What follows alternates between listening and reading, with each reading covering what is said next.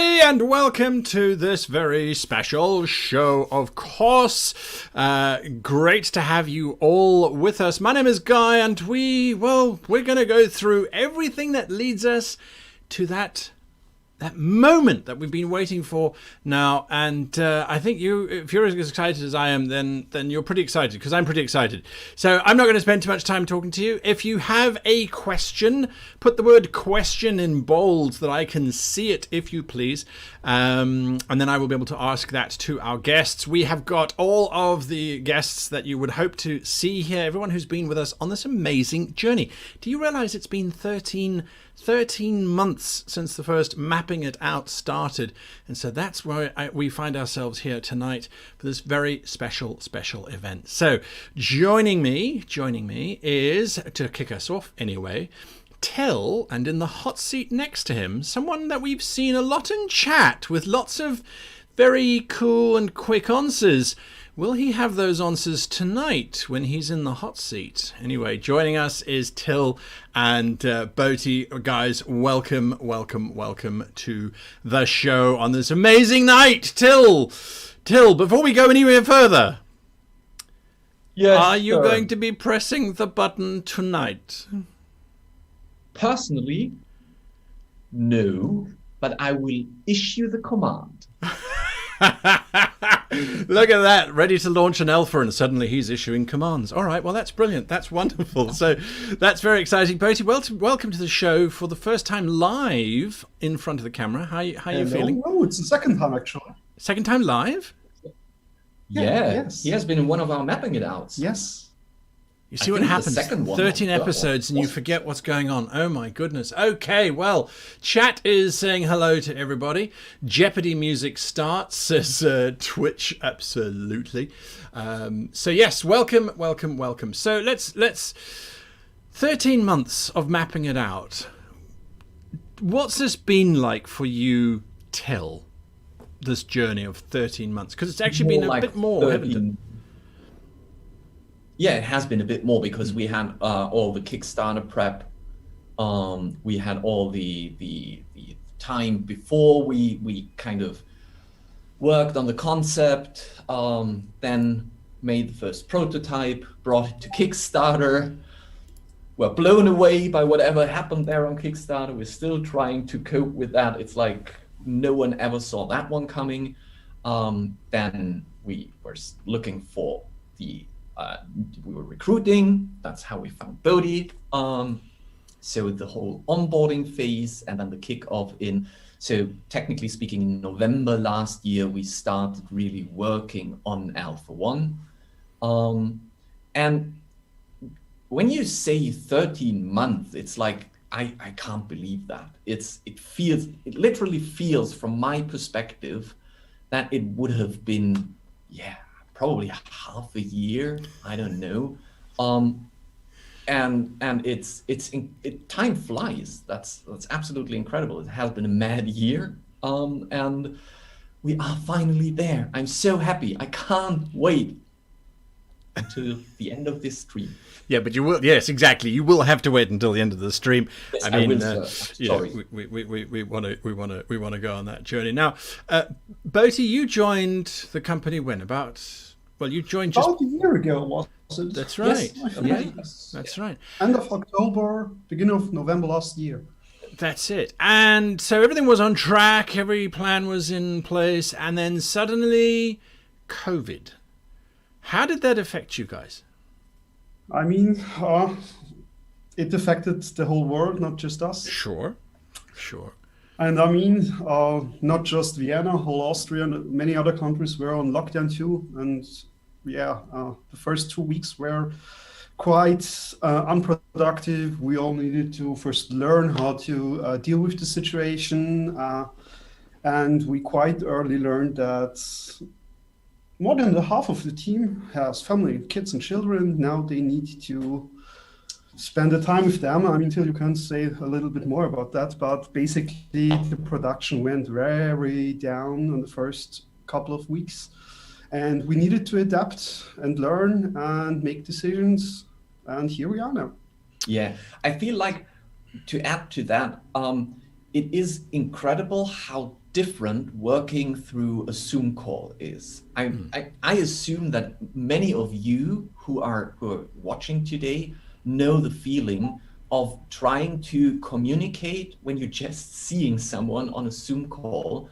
And that was, for me, that was the biggest thing that needed change on mindset and how we align meetings, because I'm used to just sit in the office with everyone around, and all I need to do is go to someone, tap his shoulder and say, hey, I need this and that, which was way more difficult than I expected. Absolutely. Suddenly you can't do that. Do you think the team is now in stride? I mean, I know that lockdown was sort of eased a little bit in some parts of the world. Are you guys now moving in forward? stride? Well, ask me that in the next mapping it out. Right now, the team is like in stress. And it was, I mean, we didn't have a real crunch as some AAA companies might assume or might have. But still, I mean, we felt the tension. Everyone was at some point shouting at everyone, because it was like, I need this finished, I need that finished. So everyone is getting a deserved break next week. And then we're back, and then we are waiting for all the feedback that's coming in. And yeah, I feel like in terms of how the team works together, we've now grooved ourselves into the right mood. Yeah. So just on that quickly, if we can, in terms of people providing feedback, there are a number of systems that are in place. Is that correct? Within the DEIOS software itself, and then outside of that, Yes. How do people provide feedback? Mainly inside. That's an important thing that we put on. We give you we have a reporting tool inside the software where you can report a problem or an unwanted behavior or something that might put you off, where you think like, this should be working differently, I want to report that. It doesn't have to be a bug per se. So that you can find inside the tool. Now, if the application crashes, which might happen, there is a specific crash reporter that also submits the crash report and the log to us, so we can see what happened there. And there is a very important big announcement there that says, welcome to DEIOS, get started, or something like that. And when you click on that, you can give consent to submit the system informations. And they are very important for us, because we need to learn on what systems is DEIOS running and on what systems is DEIOS performing in what manner. We're not a big company. We don't have server farms where we can iterate through hundreds of different PC system variations. So having that feedback from you will help us quite a lot. So please tick that and send it to us. We're only collecting system information. It's not marketing related, and it's not personal information. It's just, we just want to know what graphics card, what driver, what operation system, how much RAM usage, and so on and so forth. And so that's all internal. What if someone says, oh, well, yeah, okay, I use Discord. Should they go to Discord? Yes. Is there going to be a special channel for that? Please come to Discord, chat with us, chat with the team, chat with me, chat with the rest of the community. We would very much like to hear your feedback on Discord. Just please don't use Discord to post bug reports, crash reports, or things like that. It's for suggestions, for ideas, for discussing things, probably coming up with better solutions. I mean, for Dungeon Fog, that worked perfect when we opened the tool to the community and started discussing about how we can make things differently. That is something that we're looking for. We've also just unlocked the Wishing Well in our Discord, which is a suggestion system where you can suggest ideas and a little bot takes them and sorts them so that we get an automated version of that and can look at all the suggestions. It also means that you can rate the suggestions that other users have submitted. So that might be a very helpful tool as well. Do you want feedback in terms of things like why did it have to be blue? Why couldn't it have been green? I'm being silly. No, it's more a case of these tools are clustered over here. I would prefer them if they were there. I mean, is it that kind of feedback as well? Yes, definitely. I'm super excited to understand how you out there try to use this application so we can enhance it and make it better. Especially this is alpha, that's why we do it. We want to learn from you, and the best way is that you tell us how. Yes, exactly. Okay, fantastic. Now, before we go much further, there are a few questions. Damien, the DM, says, well, why isn't it yellow? Well, absolutely. I mean, Damien, we know why it's not yellow. Because it's not.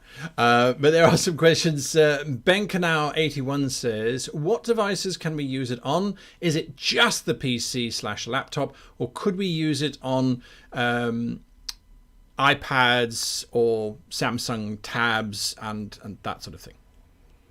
It is what you're getting is an installer that would install an executional file, so an exe file, which means this Alpha 1 only runs on Windows and not on tablets or Mac or Linux. All of this will come later. Okay, there we are. I'm just looking for some sensible questions here. I'm not saying anything but pink with polka dots. The Dungeon Tomb says, how far are you from the world building tool that you showed in the Kickstarter? How far from that are basically, how far, you mean how much is left, right? That's the question. Okay, so if you assume that for a usual world building tool, you need to draw landmasses, you need to decorate those landmasses, then you need to style them with brushes, with roads, with rivers, and the biomes. We have now ticked off the landmasses and the props tool. Those are the two tools that you will be using in Alpha 1. The next on our roadmap is the roads and rivers tool and the brush tool. So those will be the next that we will then release to you to have a testing cycle for that. There will be updates in between, but like this is on our roadmap, the next thing that we want to do when it comes to tools. And we will start quite soon, we will start working on the biomes because we assume that the biome system is complicated. So we want to start early to gather enough experience and concepts around how this biome tools could work for forests, for mountains, for swamps, things like that. Okay. Pikmin Biomaster says, is there a set timeline for when alpha ends, or are you intending to stay in alpha until you feel it's been polished enough for a full release? So basically, the alpha is not a one-time thing. We will update it on time when new features, bug fixes, and whatever are coming out.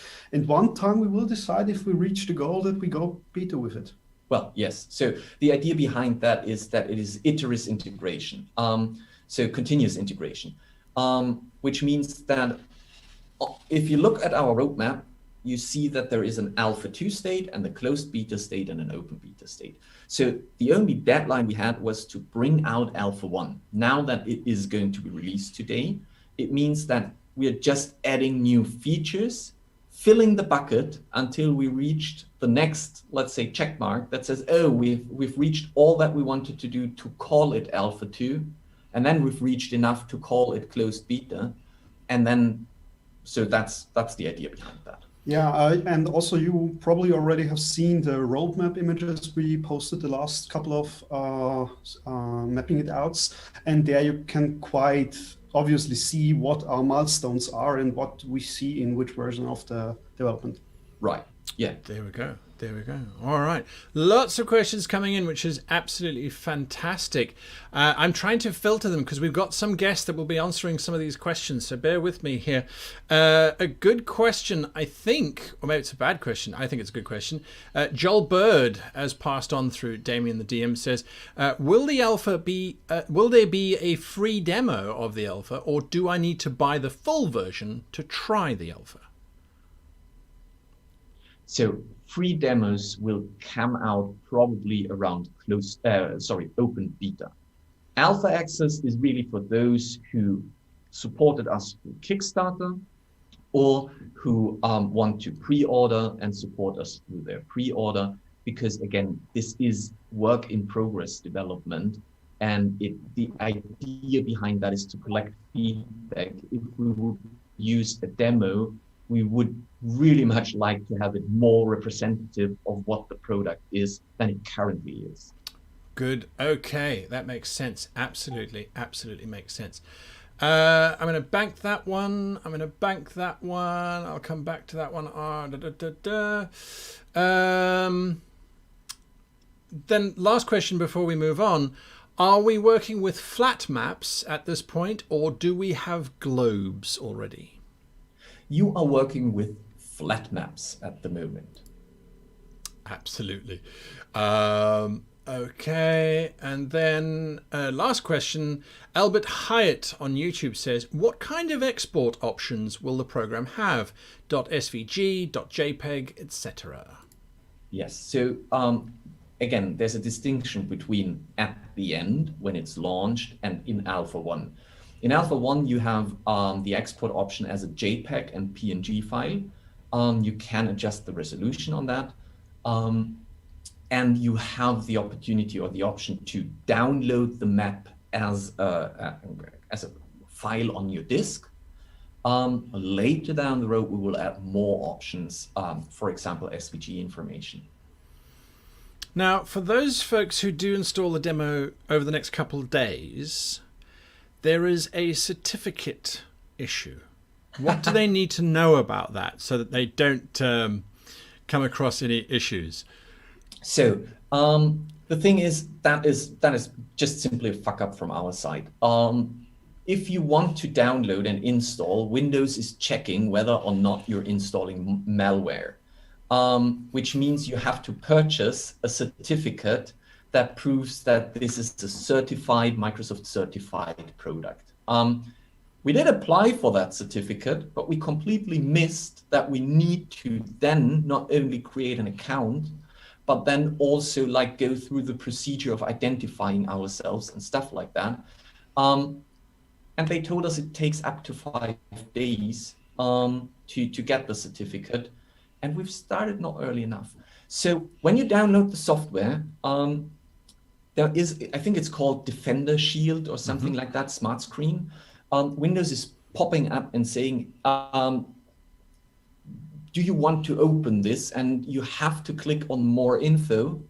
And then it says run anyways, because it is a what is it called? Non-signed. Yeah, it's a non-signed application at the moment. So that's the only catch. It's our fault. I'm sorry. We wanted to have that signed for today. I feel like for people who are downloading it over the weekend, probably, or next week, they won't even notice, because the second we have the signed version, we will replace the downloader. But right now, it might be that Windows is saying, oh, wait, untrusted software. And you need to, again, there's a little text that says more info. When you click on that, you get the additional button. You only have to do this once to run the installer, and afterwards it will run perfectly fine. Absolutely. Okay. So there you are, folks. I will come to more questions, so don't worry about that. I will definitely come to you and your questions. But we're going to get another guest now, because, he's been part of DEIOS. I mean, he's as much DEIOS as a tree is to a forest, which is ironic considering that he kind of drew all of the forest. So we're going to get him to join us, and hopefully he comes in pretty quickly. I just got to watch out for when he's joining us. Now, Till, are you happy with the look that we've got so far in alpha. Oh, yes. And I honestly, I don't want to spoil too much. I think you all will be happy so much with the look. And here's the person who is highly responsible for that. Great experience that we will have when it comes to using the asset. Absolutely. Caeora, the magical cartographer, welcome. Thank you for joining us on the show this evening. Thank you for having me. Are you, I mean, it goes without... Wonderful compliments. Yeah, well, we've complimented you, so now you can go away. Okay, goodbye. See you later. Bye, everyone. Bye. Yeah, no, lovely. Caeora, I mean, it goes without saying, are you excited for this? Yes. We had a talk about this when we were shooting the video, me and Till. Till is worried. Till is anxious. Till is waiting for the bug reports. Till is waiting for the work to come. I am optimistic, and I'm going, yay, let's go. So, yeah, I'm very optimistic. I think people are going to like it. I think it's going to be good. I think, yep. Now, you've been part of this from pretty much the beginning, haven't you? Yes. Yeah. Yeah. What's the journey been like? Has it been a learning curve? Yes. In what way? Till's really fussy. No, I'm joking. He's really not. He's amazing. That was a joke.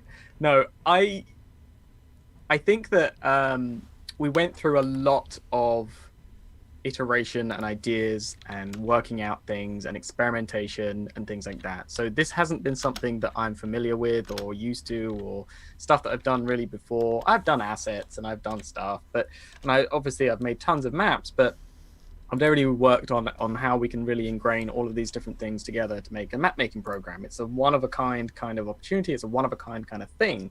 So yeah, I'd say it's been a really, really weird, just going with the flow kind of experience, like an agile workspace. If you work in agile workplaces, you're just going with the flow and you're just sort of, oh, okay, that's coming up. Okay, we'll do that over there. That's coming up. We'll go over there. We'll go down that route. And it's fun, and it's been a really good challenge. But yeah, it's definitely an odd experience.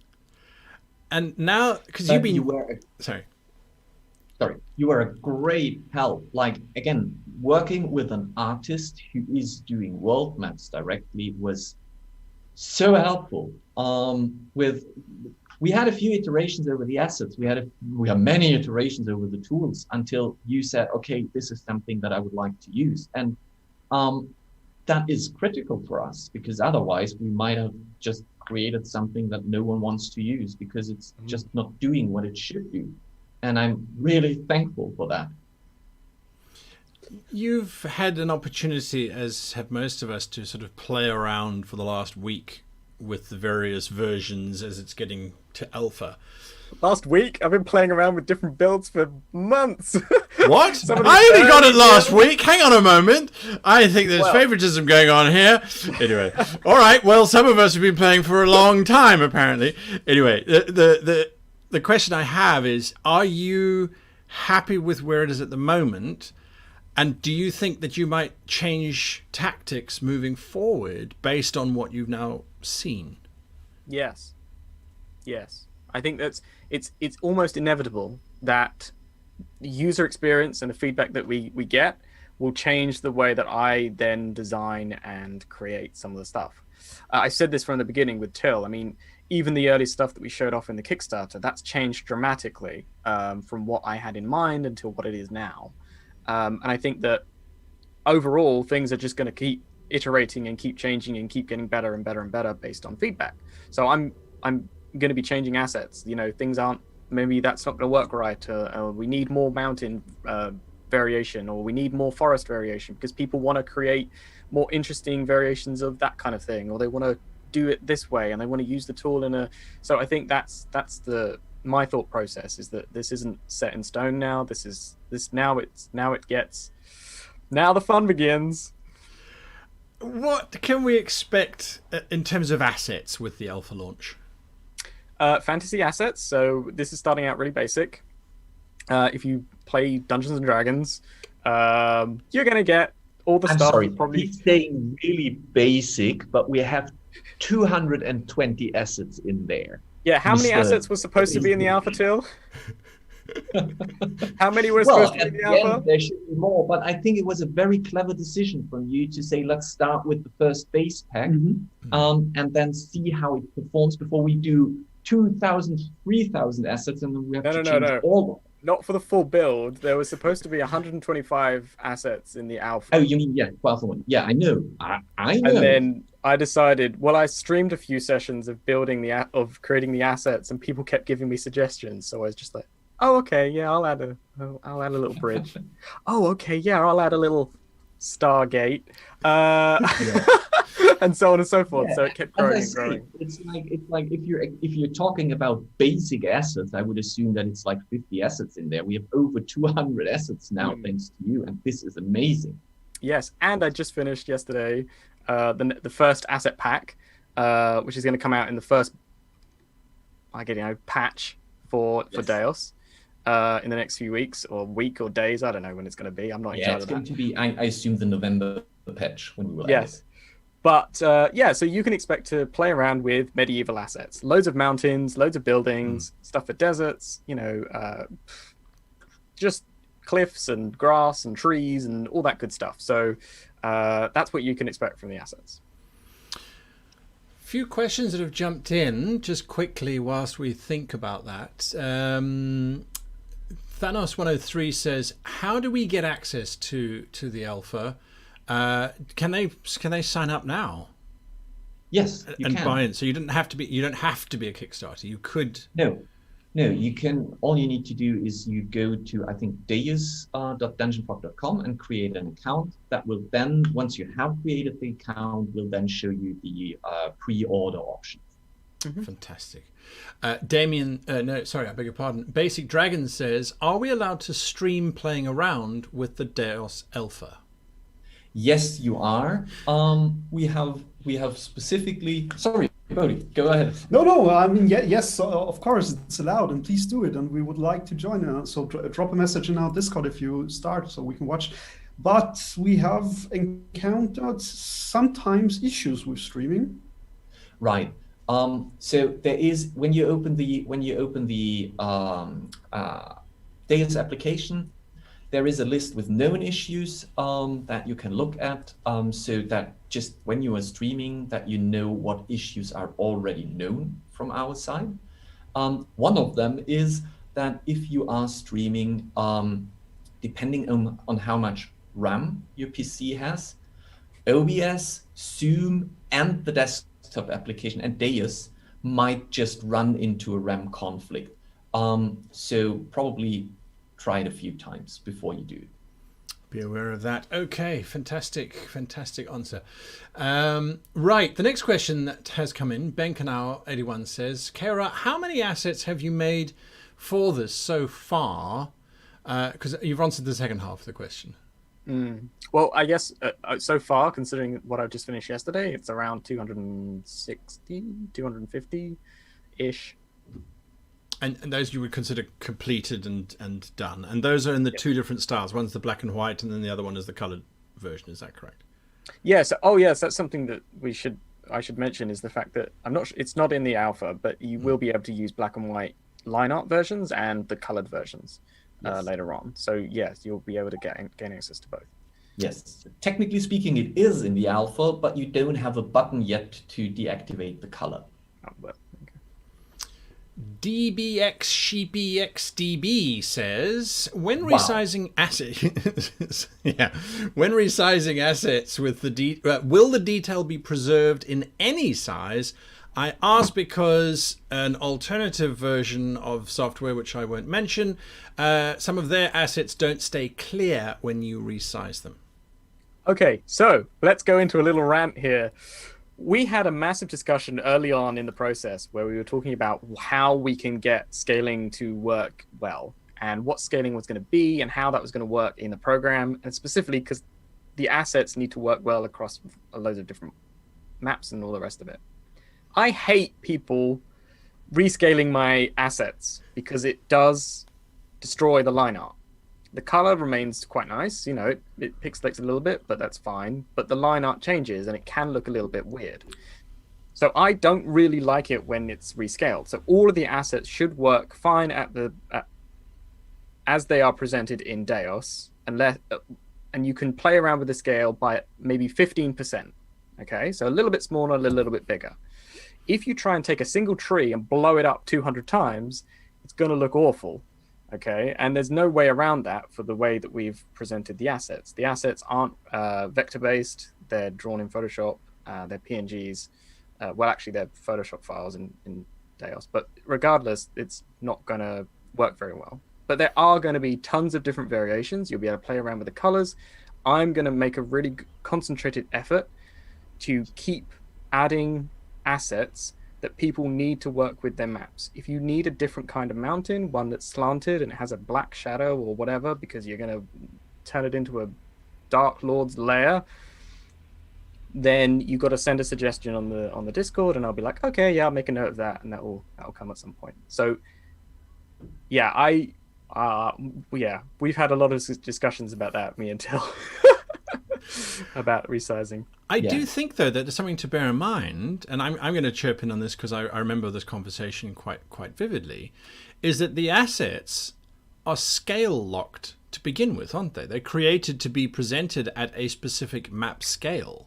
Yes, they are. So a mountain is scaled to a house. Now, we are going to play around with that because me and Till said the other day that what we should do is we should allow people to set what the scale is for their own maps down in the bottom right.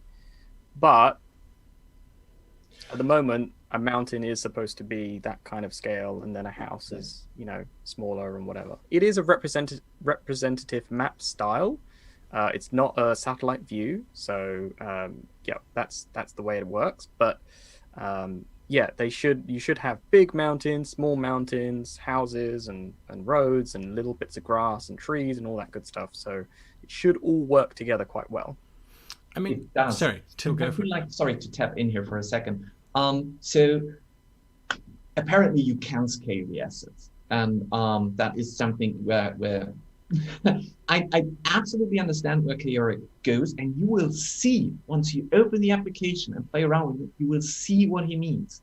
That if you take a mountain and you scale it up, it does not fit the other assets because the line art breaks. However, you are the user. It's up to you to decide if you can live with that. Just never show it to Caeora or he will hunt you down. Well, he's just become the DEIOS interface at the moment. Look at that. Anyway, but thank you. I've lost Till's train of thought now. I'm sorry. Yeah, you destroyed my train of thought. I'm sorry. So technically, you can increase the scale, but the quality is not fantastic because you have the option to do it. You have a bunch of cool little tools. You can rotate things. You can flip them. You can do stuff with them. I feel like... Yeah. Go on. No, carry on, Till. Okay. I feel like all of you will know exactly what we're talking about. We can definitely have another chat because that is something that is feedback that we like to collect in the next Snapping It Out, where we talk in more details about that. But it will be so much easier for you once you've played with the alpha and understood what we are talking about, because now it's very hypothetical because we know what we're talking about, but you haven't tested it yet. Absolutely. And I must admit, that is some advice that I can give you guys when you start using the alpha, is I opened up the version that I had a week ago, and I clicked mountain and I started drawing with mountains, and I'm like, I can't see any mountains on my continent. What's wrong? Is this a bug? No, I happen to be at 1,000 kilometers above the planet's surface. And so the mountains, which are scaled, I think, what are they, about 1 kilometer at their base, or just under half a kilometer at their base? No. Like the biggest mountain. We have, I don't know, we have 16, I think, 16 different mountain variations in there. Yes. And the biggest is 25 kilometers. Right. So the biggest mountain is 25 kilometers. So when you're working at, is 1,000 the biggest, or is it 10,000? It's 1,000. 1,000. Yeah. So when you're at 1,000 kilometers, 25 kilometers is really tiny, and so the mountains are really, really, really tiny. So when you zoom in, suddenly you get this giant mountain, and you're like, oh, that's so cool. Anyway, so just bear that in mind when you're creating maps, right? Okay, so the last question before we bring in our next set of guests is from Annabelle on YouTube, and Annabelle says, will there be clear assets so we can match them to the terrain? You mean transparent assets where they blend? I think so. Well, I believe he means outlines only. Yeah, I think so. Oh, line art. Yes. Yes. But not for alpha.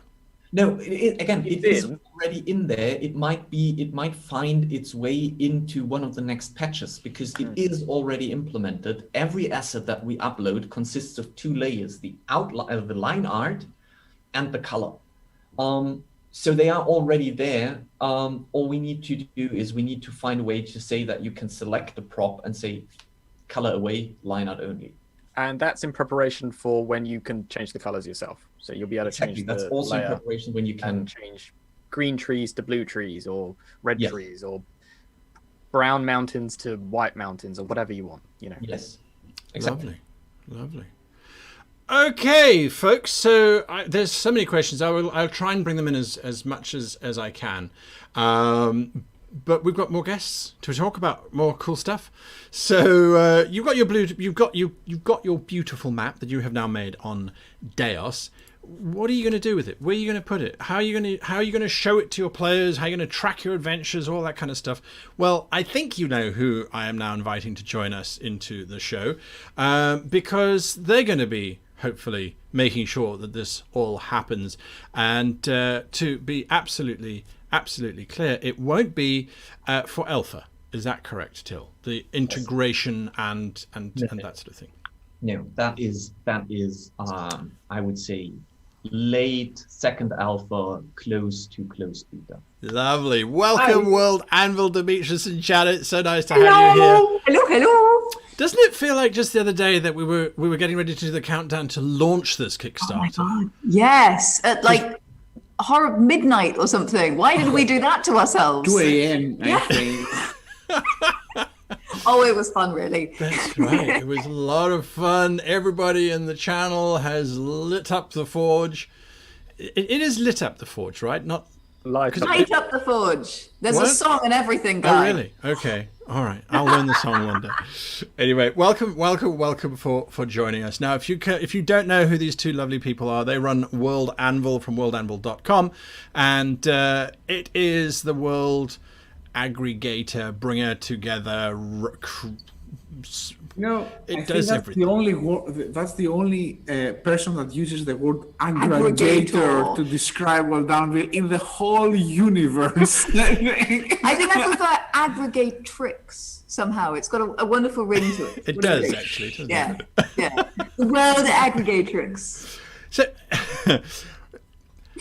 dialogue aside, what do you guys feel about the new alpha? How Oh my gosh. So we had some very intense conversations early on in the penning out and the specification of DEIOS. Like, what was it going to be? How were writers going to use it? How were GMs going to use it? And of course, we spend 15 hours a day thinking about world buildings. We were like, oh, it has to have this and it has to have that. And, you know, it can't do this, but it has to do that. And it should enable these things for world builders.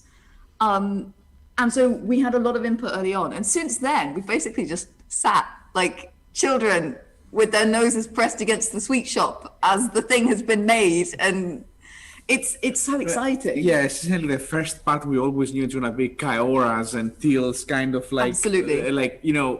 shop kind of thing. Because Yeah, you have to it's their prepare the hard grind. beautiful things. Yeah. But then we think that the next phase, once they are done with the initial implementation, will be actually us coming in and starting to talk about actually how the whole building component will be built and what And we can how it's actually going to do integrate with World integrate. Anvil. Exactly. Yeah, which is what I'm really excited about.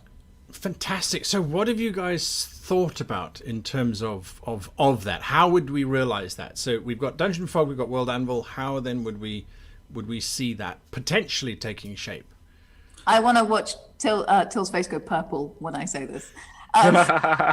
We want to make the best user journeys possible. That's what it's all about. It's all about making your life, you people who are listening right now, using the fun toys, as easy as possible.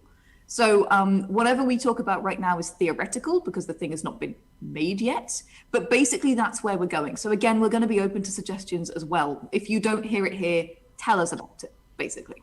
But you two, you're technical specialist. I think that the secret there is to make sure that each tool does what it does best.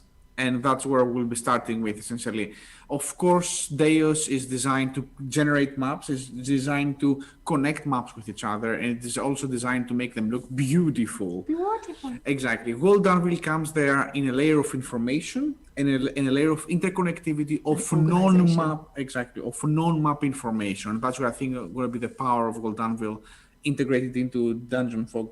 Yeah. Of course, the simplest the discussion we're talking about is actually pins and how these connect and how, in fact, we display information in there. But it will also be a matter of understanding how the information is related to each other, and how can we make, in fact, the navigation of somebody who's exploring the map much easier by using that effectively. Yeah, the other thing that we've discussed is things like having live updates. So when you update your map in DEIOS, that will perhaps, and I say perhaps because it's not made yet, so we can't tell you, that will probably be reflected on the World Anvil side. Because there's a horrible thing that happens, as every GM knows. You build a bit, you put it in World Anvil, you put the pins on, and then you go, wait, wouldn't it be cool if there was a volcano there? Yeah. Well, hopefully, and this is what we want, you're going to be able to add the volcano in DEIOS, and your map will be sort of live updated within the World Anvil space as well, keeping all the pins and all that good stuff. Yeah, true. Yes. Given that you have an internet connection, obviously, because yes, otherwise it will not be pushed. But technically speaking, yes, that's the dream. Yeah, exactly. Yeah. The footnote there is only works with the magic of the internet. Yes. It's baby steps. So first, I assume that you will save the map and you will push it, and it will be sent to World Anvil. And the other way around, if you have an article and you want to have it associated to your map, you push it or you pull it somehow, and you will get it. Honestly, since we started this project, we have done so many strides, both of us, in terms of applications. So I think there are much more things we can actually do to make it even more asynchronous, essentially, always connected, essentially. So. Yeah, the trick will be, as Till said, to make sure that, for example, if you were working on DEIOS offline, when you log in, when you actually come online, to be able to sync your information and find what is there, which is the beauty of effectively online-offline applications. Yeah. Yes, true. So there we are. It is so. In terms of when are we going to tackle that? It does only make sense once our world map editor is finished. And then the second we are like, okay, world map drawing is done. We're now moving on with city maps and space maps. Then we have enough experience and enough testing ground to understand how the API works. And then we will tackle that. Yes.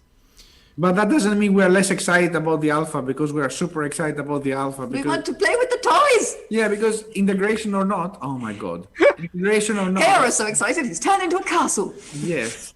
Integration. Spontaneous shadow generation.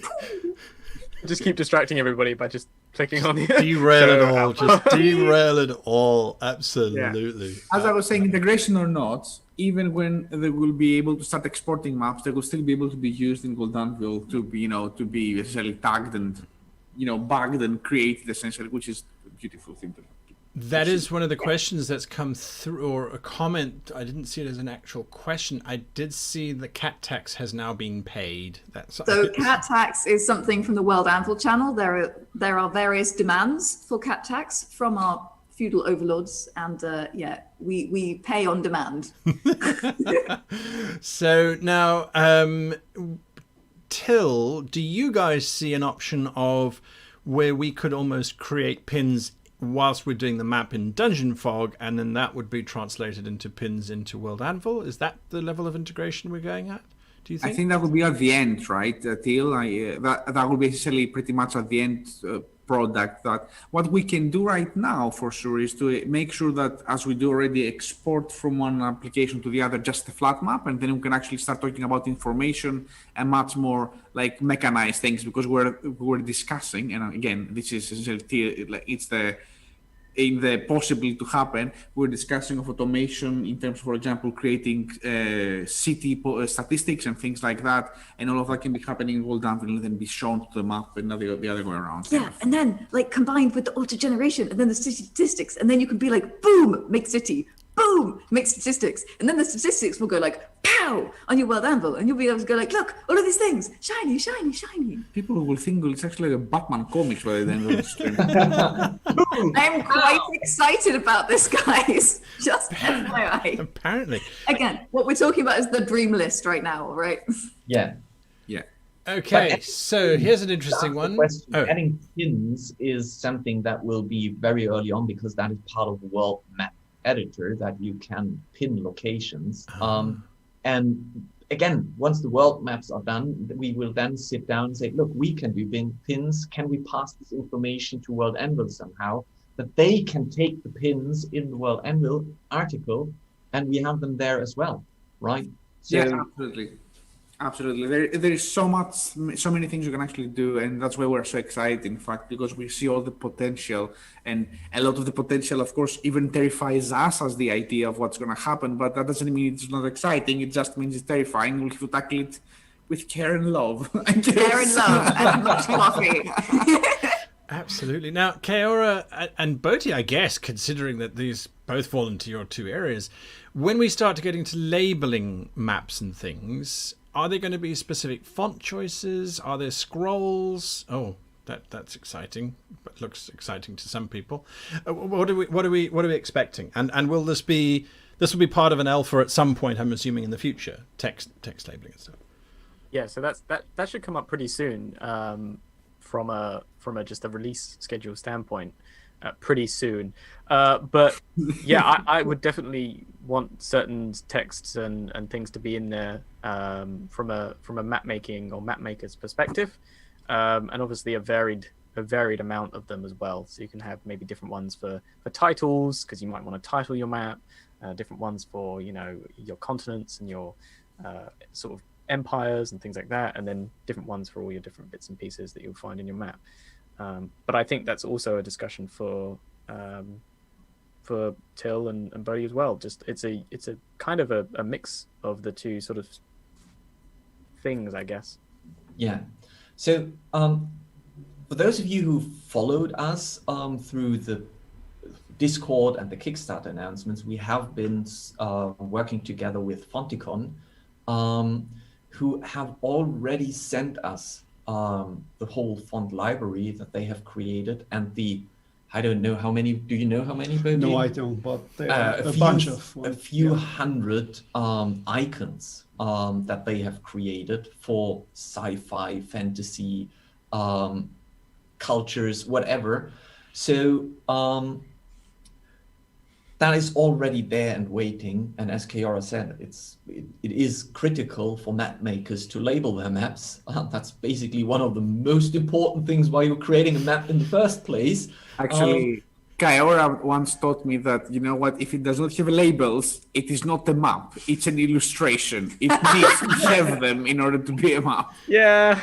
Yeah. So DEIOS Alpha is not a map making program right now. It's an illustration program. It is. That's true. I mean, picture yourself that you visit a city that you've never been before, and you ask the tour guy, and he just gives you a city map, but there are no street No names, labels on it, and you will be like, Okay, cool. what?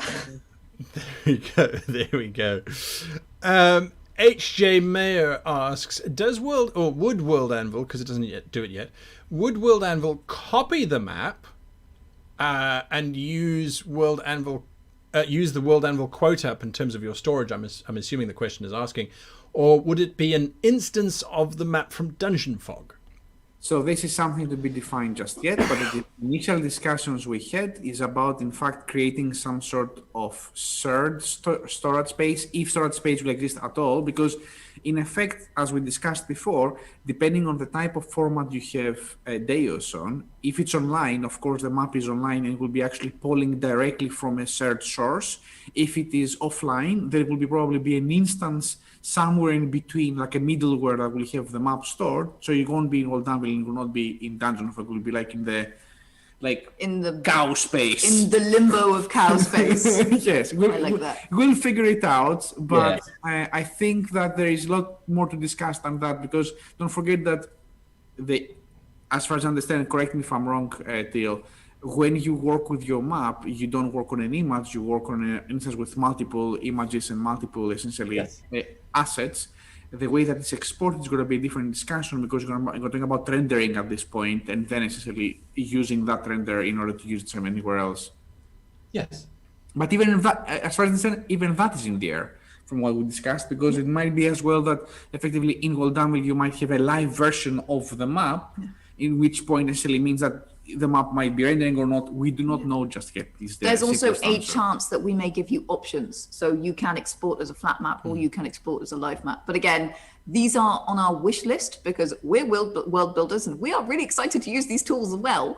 But we simply can't know until the thing is finished and we can start looking at how these integrations really will work from a technical perspective. Absolutely. Makes sense. Makes sense. Makes sense. Okay. We've got a few questions to work through. I'm just going to take them out as I find them. Guacamole says, is there an ETA for vector assets, or at least vector asset support, if one could find them from a third party? So there's your answer. Well done. Phil can answer some of that, and I can answer some of it. So I won't be doing vector assets, so that's not going to be the style for DEIOS, like just the base style. But there will obviously be you'll be able to upload your own stuff. So Till, finish that thought. Yes. So Caeora just said the Caeora assets that will be in there are not going to be vector assets, which doesn't mean that you can't upload vector assets and use them, because we will eventually bring support for that as well. In terms of how much priority has that for us right now, it's on a rather low priority list because there are so many critical tools right now that we want to get finished first before we deal with the tons and tons of different formats, image formats that you can then import. Absolutely. Okay. Banker Now 81, another question. I know to start with that it's just medieval and fantasy. Do you have some kind of timeline or a roadmap for when other genres will start to come in? I personally do. That's not something that me and Till technically are sort of making any kind of real plan for necessarily, only that every time pretty much there's going to be a major patch for features, for systems, for things being added to DEIOS, there's going to be new assets as well. So it'll be full builds. We originally had a plan to do releases in a bit more of a video game style release, where patches for DEIOS would come out with the full setting and everything was going to be like a patch day and everything was going to come out like that, which is something that still might happen, but that's something that we're still in the process of working out. Also, if you remember, when we had the Kickstarter post talk, like we all with you in the community, we also said that it is, I believe that to decide what assets to do is up to the artist, not up to me. Because if I would force someone to draw 600 fantasy assets, that person might just go crazy. Whereas when you can spice that up and one day do fantasy, one day do sci-fi, cyberpunk, I feel like then this is a job that makes fun. And I want everyone on the team to be happy, which means I'm not going to make the call which assets are going to be there. We have made the call what assets are going to be there at the end. But from everything else, I'm very fine with Caeora making this decision. That's why Till is a very good boss. Kyle Brown asks, is there an integration and or module planned for Foundry VTT? I don't know how many T's that was.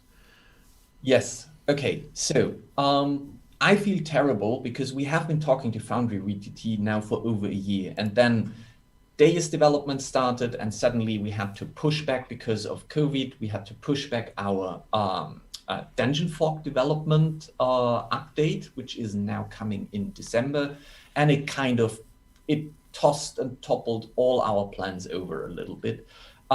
So I assume that starting probably this year, like around Christmas, more likely next year in around January, February, we will finally reach out to Atropos and Andre. I think they both are, and talk to them and say, hey guys, can we now please do integration with you? So yes, it's going to happen. It's going to happen first to Dungeon Fog before it's then going to happen to DEIOS. So if anyone had questions that I didn't get to, where could they go to ask questions? Is Discord the only or the best platform, or The best, yes. It technically is also the only platform. We have Reddit. Yeah, right. Oh, sorry, Forecaster. My apologies. We have Reddit as well, so you can go to Reddit, or you go to Discord. Fantastic. Okay, so I think we've pretty much explored this journey. We've unpacked it. We've looked at it from all the different angles. The hype is real. I think it's pretty good. Till, are you getting ready to issue that command? Let me quickly look. Okay, you do that whilst you look to see whether. Holy crap! Can I just say that as I've asked the question, I don't lie, Bodhi. I'm not lying. In the exact moment. I got the confirmation that the link is working. I was like, oh shit, we need to stall. We need to stall. No, we're ready. All right, well, I need to stall because I've still got stuff to say. So, zip it for now. Okay, well, I'm super glad that we are good to go because that would have been an awful thing to have happen. Now, before we go ahead, he said, trying to get back onto the track. You guys, you see, you've completely blown me off track now. What am I doing here? I've got tangled up all over the place. Yes, okay, he is. All right, so Spontaneous shatter!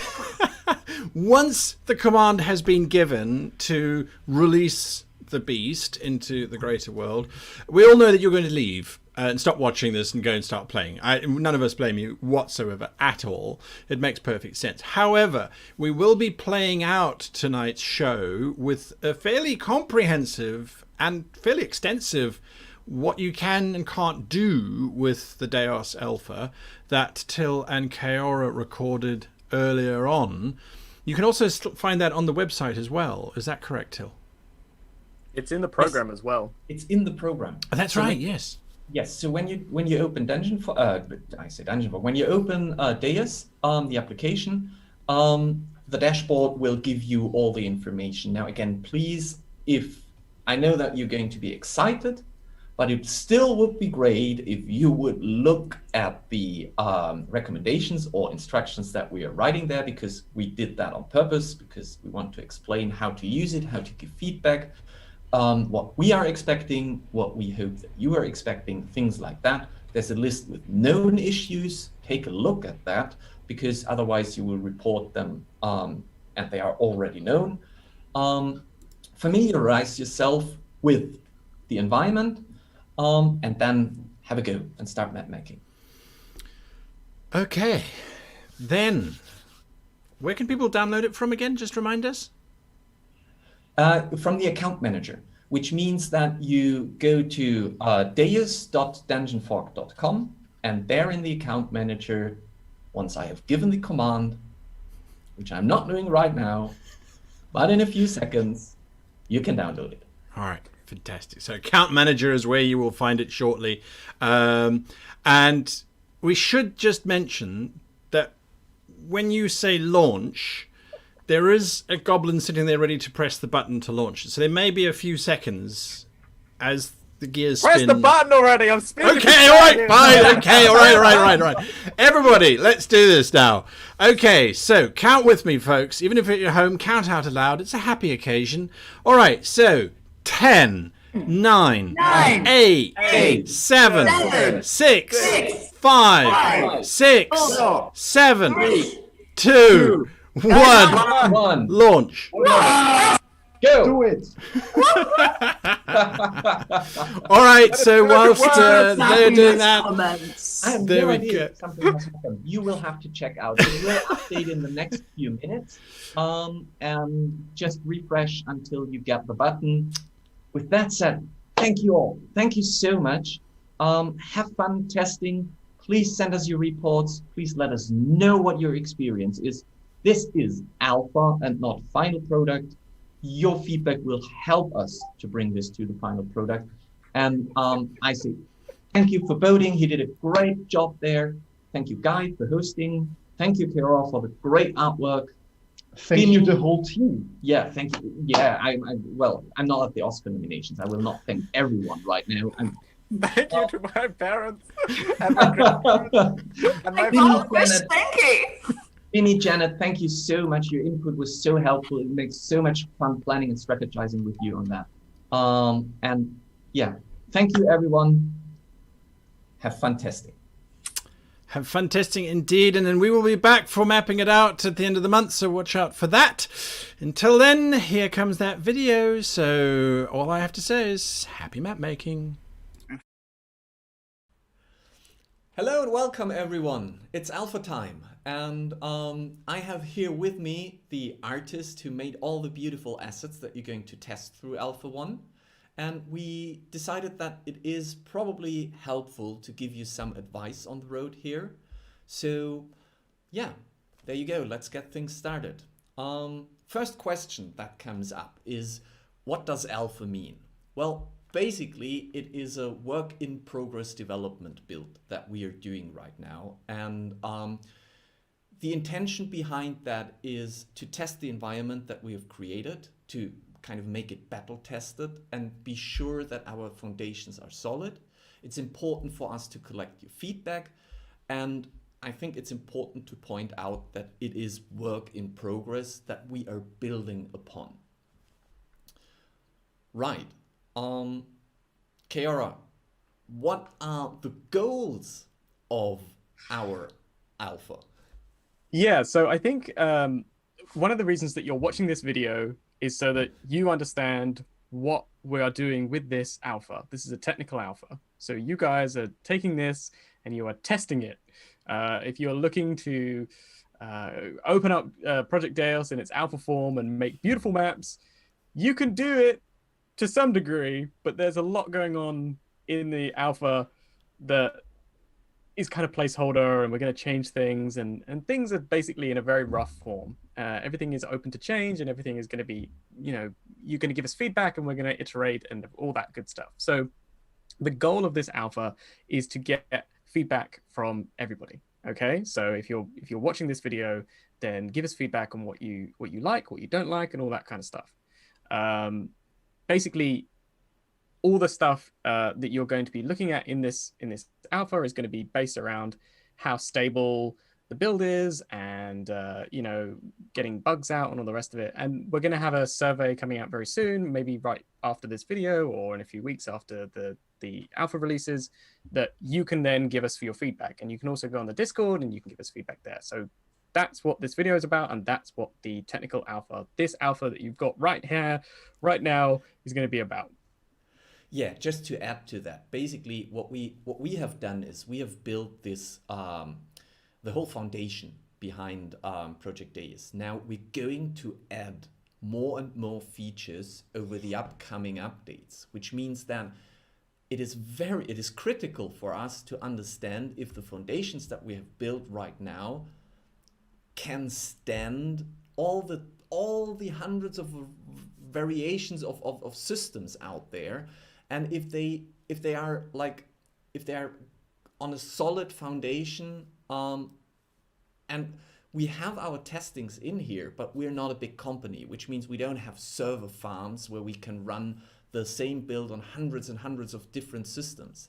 So having your feedback and having all the things that you experience brought back to us is a great help for us to improve and to probably revisit parts and see, okay, that's not working. Let's change that to have, again, a solid foundation.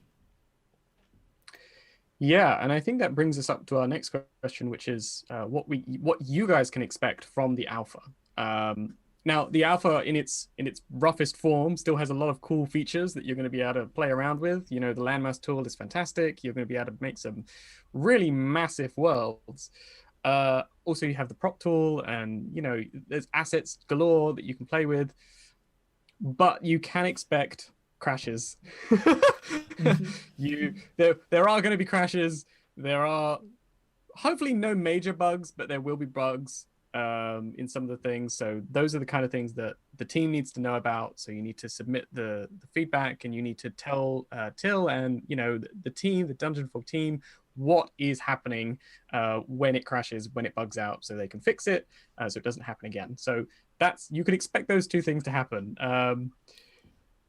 I think you should also be aware that like I said just a minute ago, you should expect that this is not a finished DEIOS program. This is a technical alpha. And I know a lot of people are used to games on Steam, like early access, where they're mostly finished, but they're just sort of ironing out some kinks, and they're just trying to get that early access sort of crowd.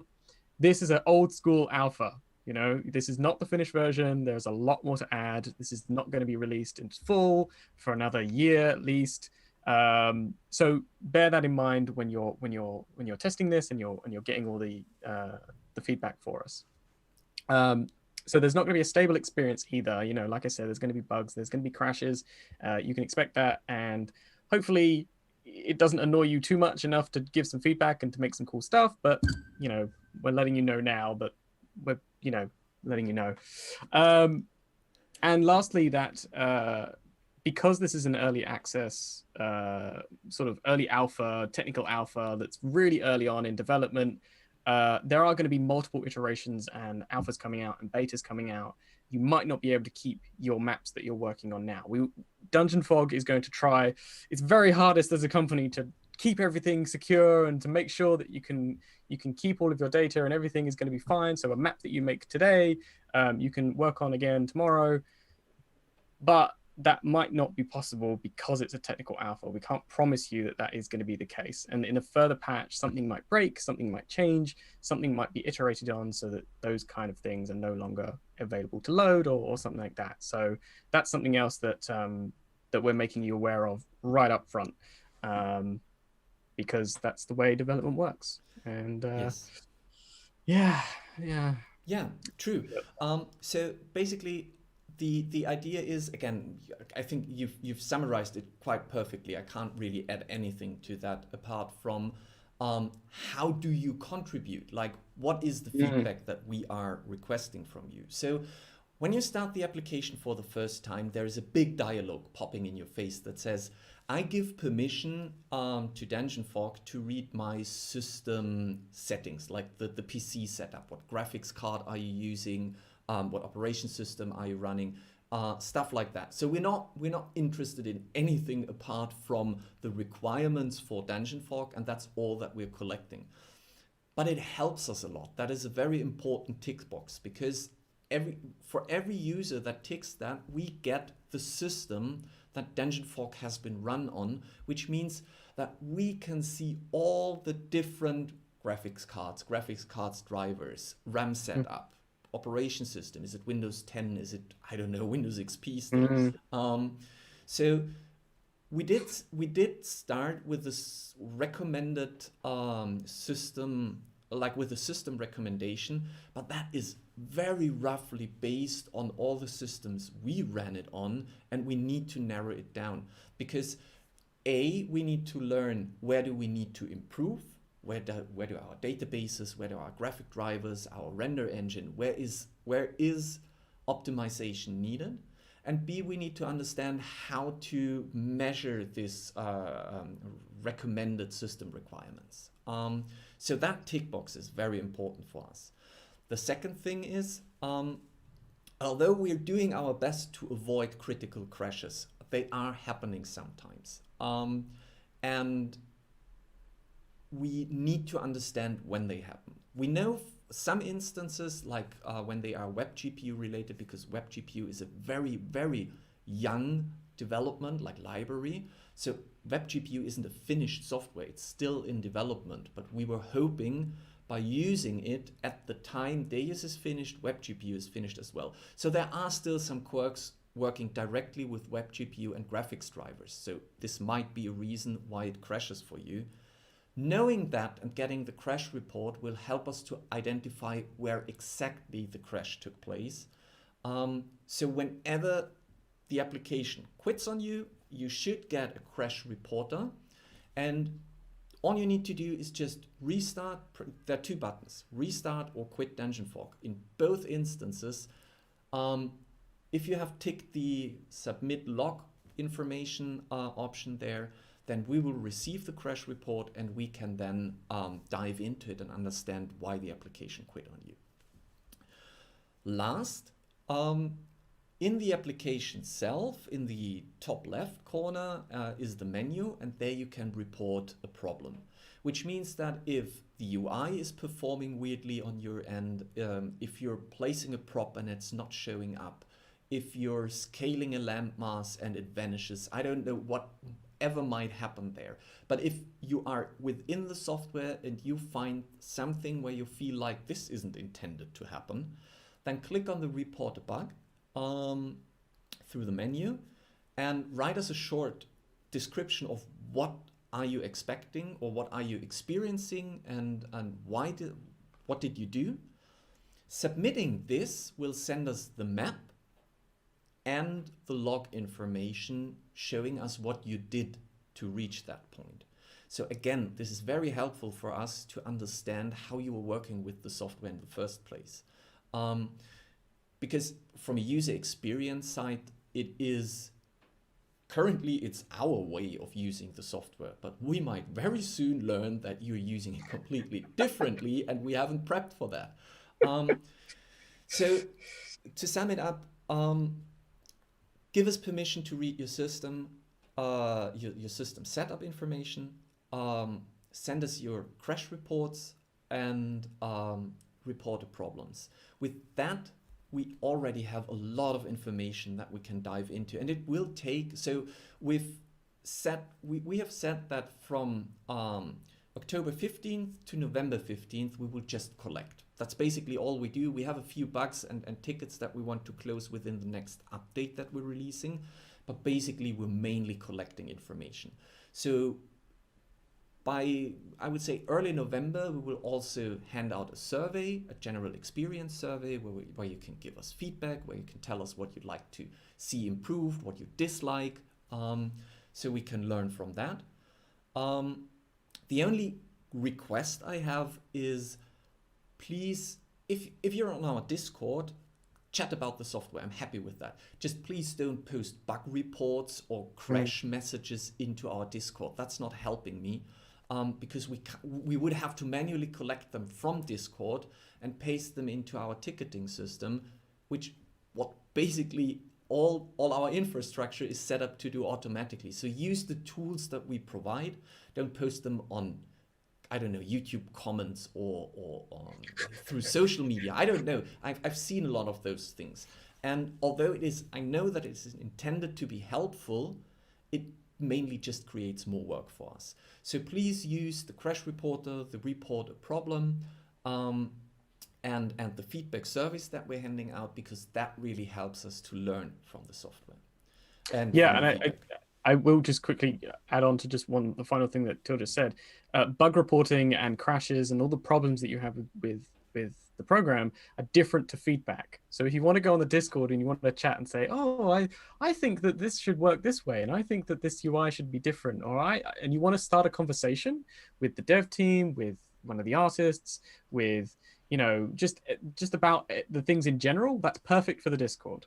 but specific problems that you want Dungeon Fog to fix should be submitted through the official sort of bug reporting system, so we can, like Till said, you can collect it and sort through it. So that's the distinction there. In Discord we have, and if you haven't joined Discord, I would highly recommend it, because we've also set up our wishing well, which basically is exactly that. It is a system where you can submit feedback and, for example, you could wish for features. So that is meant to be for that. So there's a channel where you can discuss the current alpha, where you can help each other, where you can talk about cool new ideas, but also there is a specific suggestion area where you can suggest ideas that we will then again have in an automated way, where we can sort through things, you can rate them and stuff like that. So there's a lot there to do. So just join us on Discord. And with that said, Caeora, any last words?